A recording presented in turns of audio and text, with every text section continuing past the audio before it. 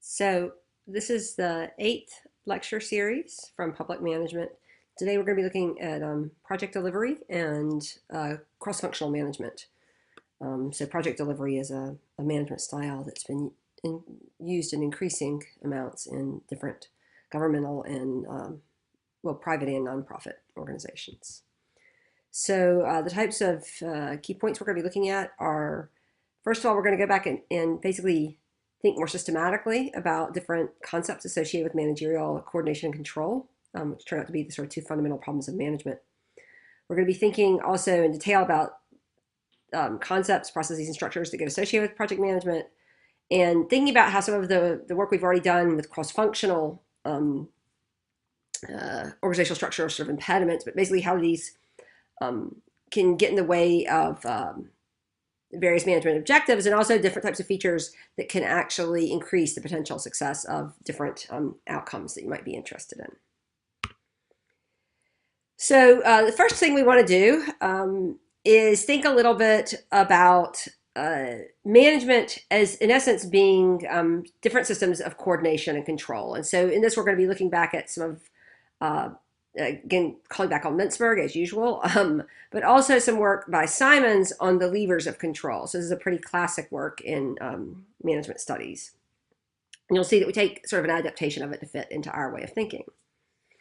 So first of all, when we think about what an organization is, and so think that anytime you're managing something, you're managing an organization. It's an organization of people, but also the set of organizational enterprise type processes, right? But that in essence, you're dealing with these social structures that basically are allowing us to collaboratively pursue goals. So we all work together towards some set of ends.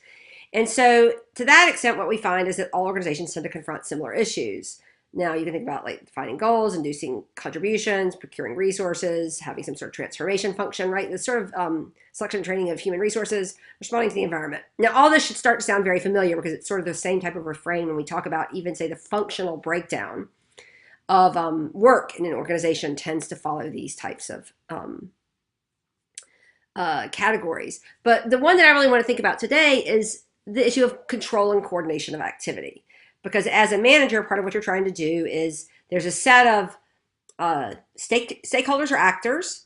And interestingly, while some of them are internal stakeholders and actors, i.e. the people who work for you or who work alongside you in an organization, sometimes you're also interacting with these external stakeholders. And so you're also trying to exert some control and coordination over their behavior. Basically how your activity affects them and what types of things you're getting them to do as a result of your activity. So the first sort of general class of problems, though, that when we think about coordination is the idea that, in fact, coordination fails. So we can typically think about this as coordination neglect and as a result of silos. So you're probably familiar with the idea of the story about the idea that there are these 8 blind men, and they're also quite wise, but they go up to an elephant and they're trying to guess what it is, and each of them touches a different part of it, right? So one's like, oh, it's a wall. One says it's a rope because he touches the tail. One says it's a tree because he touches the leg, or a snake or a spear, right? So the idea is that if you're only looking at one part of an organization, you're going to sort of miss what's going on. And so what these scientists want to do to figure out if it's an elephant is they have to all say, here's what I'm seeing from my vantage point, but if we stick them all together, the only thing that has all of these features is, you know, an elephant. But the idea then is that when you get any type of specialization of labor, is ironically much more efficient and therefore a good way to organize labor, it can also lead to a failure to communicate or coordinate across these different silos that get created. So in other words, silos can get created. Most often we think of them as being associated with task specialization. So the people over here are sort of making widgets and they aren't talking to the people in HR, or the people who are making widget part A don't talk to people who are making widget part B, and therefore they don't fit together quite right. Coordination and neglect can also be an issue with geographic specialization, though it's certainly less of one in the sense that geographic specialization most often comes about when you have different enough environments that there are reasons to have these sort of geographically distinct organizational forms. However, to the extent that there are things that need to be shared and implemented at the same time, et cetera, across multiple geographic areas, then coordination goes back to being a potential issue. So what are some of the basically the symptoms or the complications in terms of the outcomes of these different functional specialization silos?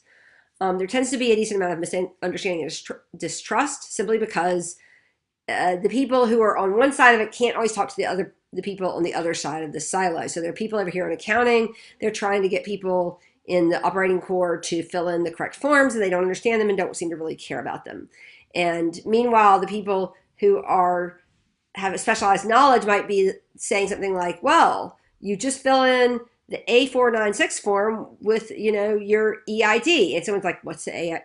What's the AI46 number? What's the EID?" Of course, the people who are saying that, everyone else around them knows what those acronyms stand for. So that's what we think of as the curse of knowledge, the inability to easily explain to somebody all this tacit or implicit knowledge that you have about a domain. Again, failing to share important information, missing opportunities that might have been presented if there had been better coordination, and a decent amount of difficulty, again, of reintegrating parts into the whole. So if you imagine that somebody builds like the front seat of a car and somebody else builds the car body, if they haven't thought ahead about how they're going to fit together, you could end up with like the car seat too big or it's too small. It just doesn't fit into the whole car body.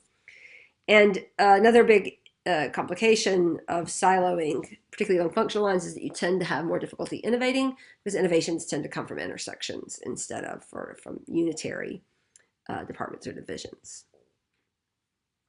Now, the next major sort of class of problems that we think about besides coordination is our actual control problems or agency problems. So this is when an individual is sitting there thinking, am I going to work, am I going to shirk, or am I going to sabotage? So obviously, if they're choosing shirking or sabotage, as a manager, you need to be able to make them do their job instead of just allowing them to say, whatever, I'm not in the mood. Now, what we know from studying public employees is that we tend to have pretty high internal motivation among public employees to do the right thing and to actually do their job. But nonetheless, it's always a good idea to keep an eye out for individual agency or motivation as one potential source of coordination and control difficulties within a managerial environment. So in other words, if we want to sort of break this down, we can think about the agency problems that have to do with aligning goals. So these are things like the agents or employees may not have the incentives to comply. Again, they might be shirking or sabotaging. And so usually a solution is going to look like having to increase control, sometimes increasing the transparency of control so that there are basically more eyes on the person to induce them to act sort of in the quote unquote right way. And sometimes offering incentives, if you do all these things like for 6 months, then you get a raise. Again, though, there are other ways you can go by doing things like setting norms, using little nudges by sort of changing default options, and building relationships that allow you to more easily navigate agency problems. So communication problems are the result of these silos. And basically what we believe here is that agents may prefer to comply, but they don't know how to. So think about this very much like our good cop, bad cop breakdown that we had in last week's lecture. What will typically happen here is the outcome will typically be either, if you're lucky, people will coordinate, but probably more often there's failed coordination, even with a sort of strong single actor. And the solution tends to be greater levels of communication of some form or another. So in earlier lectures, what we've actually seen when we've talked about Mintzberg in particular are the ideas that we've already looked at the fact that these different ways we might want to coordinate and control activity within an organization, and also the way that an organization tries to control and coordinate activity within its environment or with its external stakeholders, is going to tend to vary depending on the actual environmental contingencies that it's facing.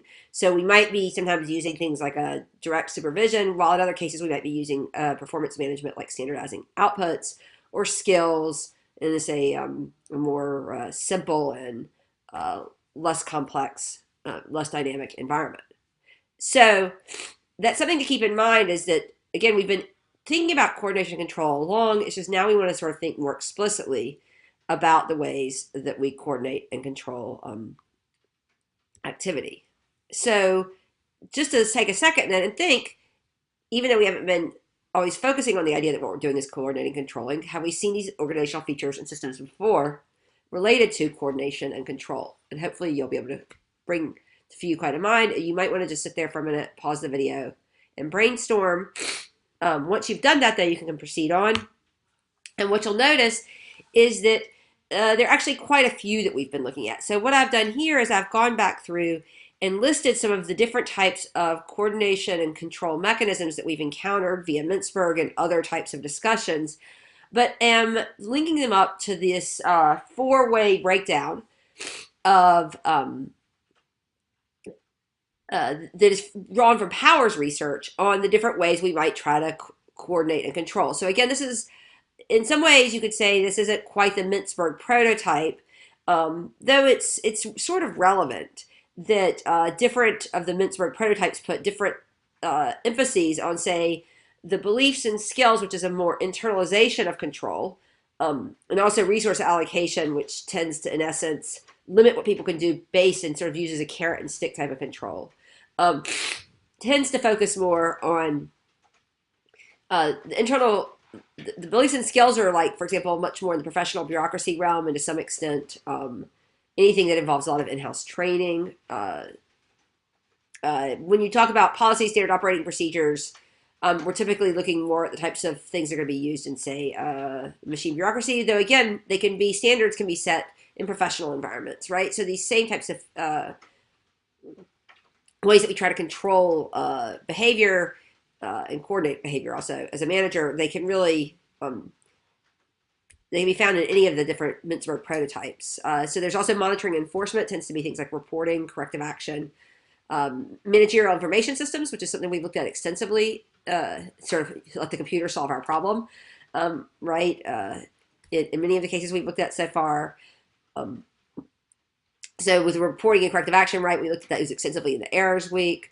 And we're starting to look more and more at resource allocation, and have really already, the ways that sort of planning and budgeting and staffing can actually be used strategically within an organization to control activity and align goals.